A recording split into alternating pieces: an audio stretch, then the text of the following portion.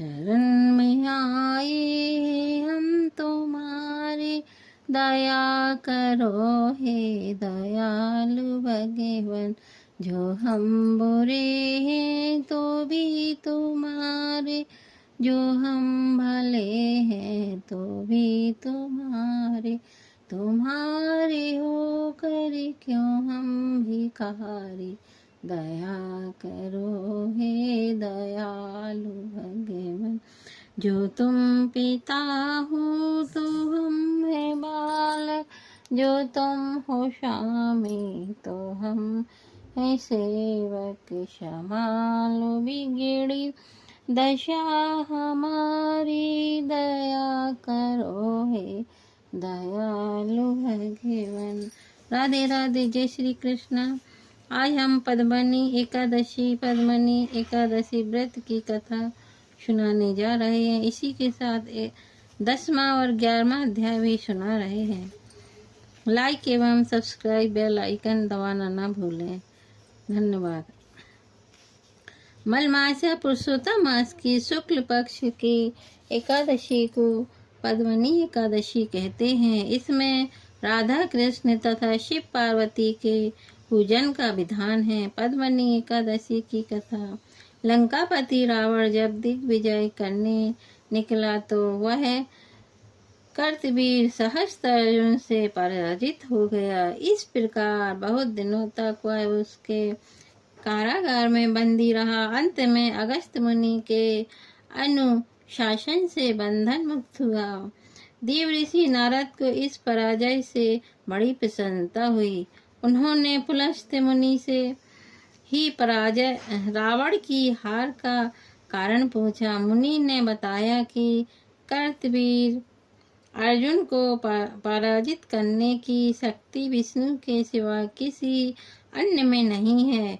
कारण यह है कि इसकी माता ने पद्मनी तथा पिता कृतवीर ने पुत्र कामना से गंधमादन पर्वत पर अनेक वर्षों तक कठोर तपस्या की थी तथा महाशती अनुसुईया देवी के कहने पर उन लोगों ने इस पद्मनी नामक एकादशी का व्रत किया था।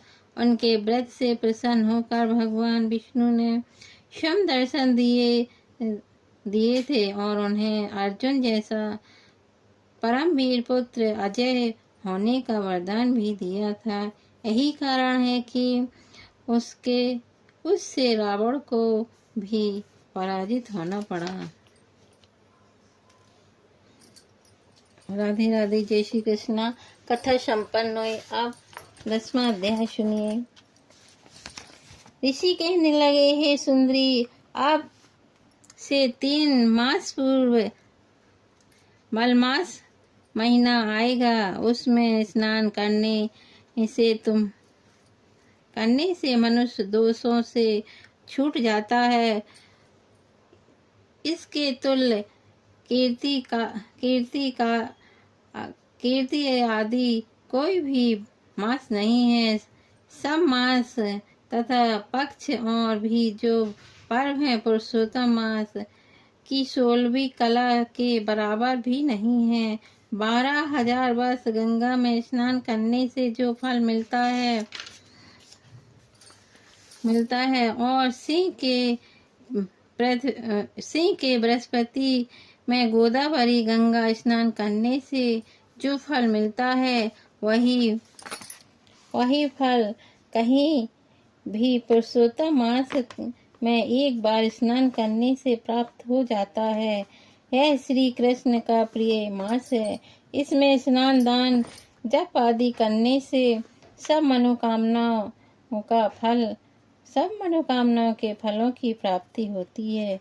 इसलिए तुम भी पुरुषोत्तम मास की सेवा करो। मुनिराज कन्या को ऐसा वचन कहकर चुप हो गए।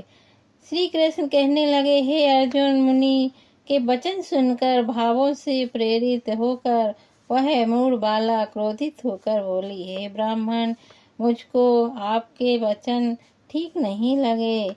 माघ आदि मास किस प्रकार थोड़ा फल देने वाले हैं और कार्तिक आदि मास को कैसे कम कहते हो? क्या सेवा किया हुआ वैशाख मास इच्छित फल नहीं देता? यह तो मलमास सब कर्मों से निंदित है। हे मुनि, सूर्य का संक्रांति से रहित मलमास को आप कैसे श्रेष्ठ कह सकते हैं? इस प्रकार क्रोध से कहे गए ब्राह्मण की पुत्री के वचनों को सुनकर ऋषि का शरीर जलने लगा और क्रोध से नेत्र लाल हो गए, परंतु फिर भी मित्र की कन्या को श्राप नहीं दिया और सोचने लगे कि कन्या मूर्ख है, अपने हित अहित की हित अहित को नहीं समझती। पुरुषोत्तम का महत्व जो बड़ों ज्ञानियों को भी ज्ञानी भी नहीं जानते, तो कम बुद्धि वाले पुरुष और कन्या कैसे जान सकती हैं? और यह बिना पिता की कन्या दुख रूपी अग्नि से सुलगती हुई मेरे अत्यंत उग्र श्राप को कैसे सह सकेगी?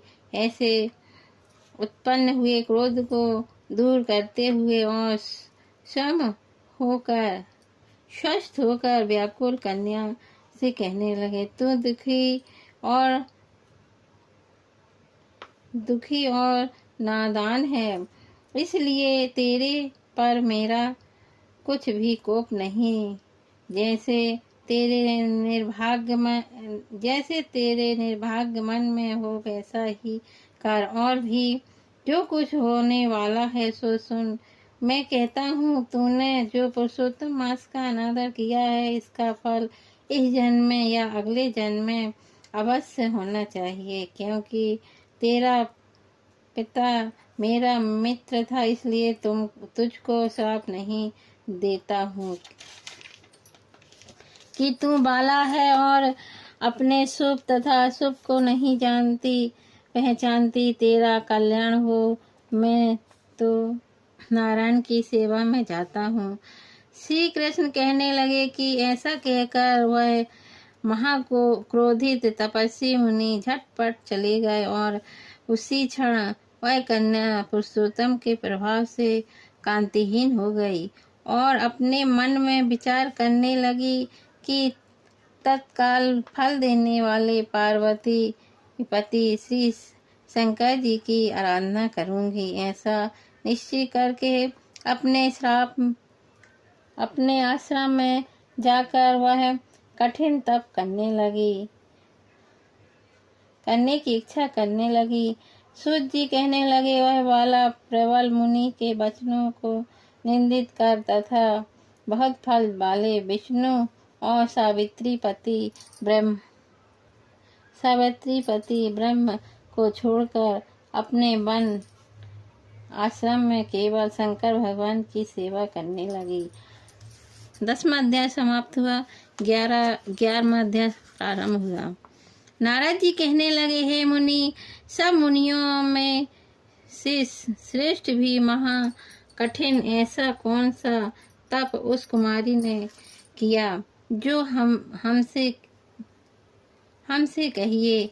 श्री नारायण कहने लगे, वह बाला सनातन शिव का अत्यंत उग्रपात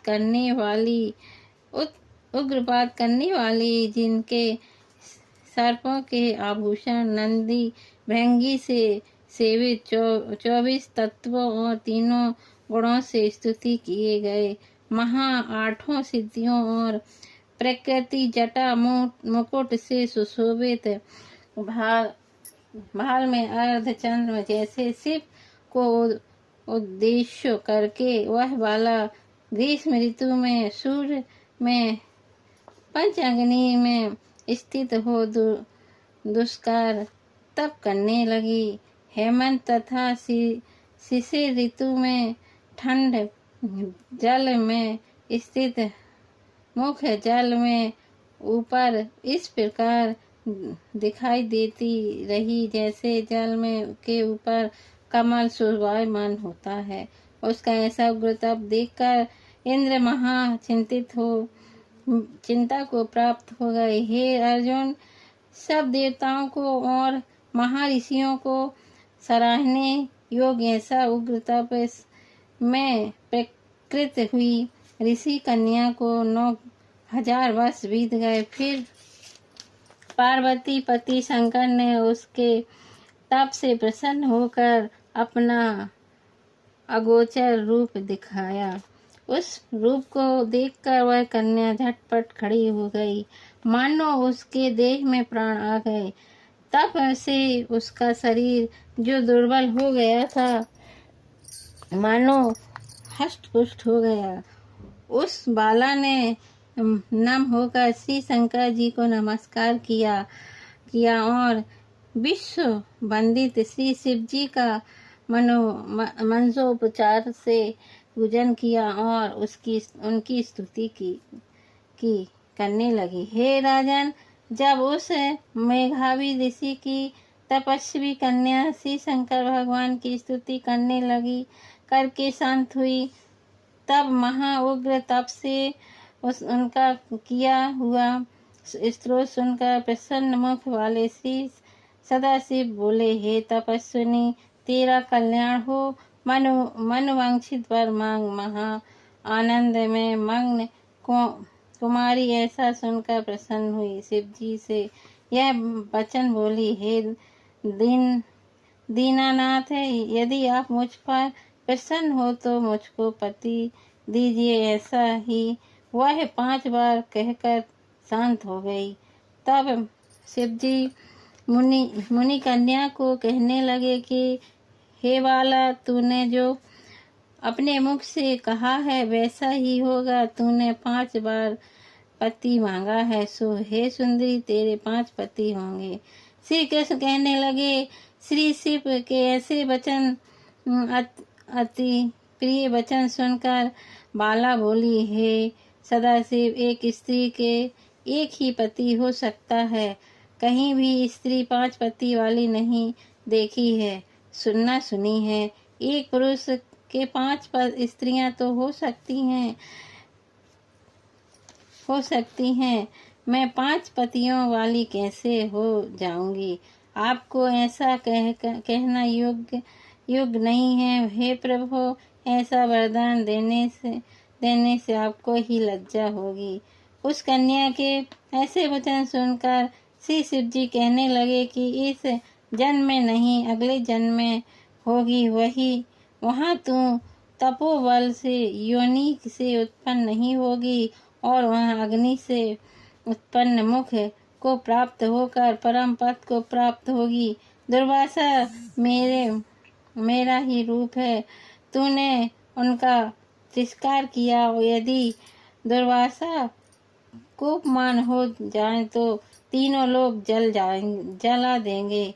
तूने अत्यंत ब्रह्म तेज का तिरस्कार किया और तूने भगवान के प्रिय पुरुषोत्तम मास का व्रत नहीं किया, जिसको श्री कृष्ण भगवान ने सब ऐश्वर्य सौंप दिए हैं।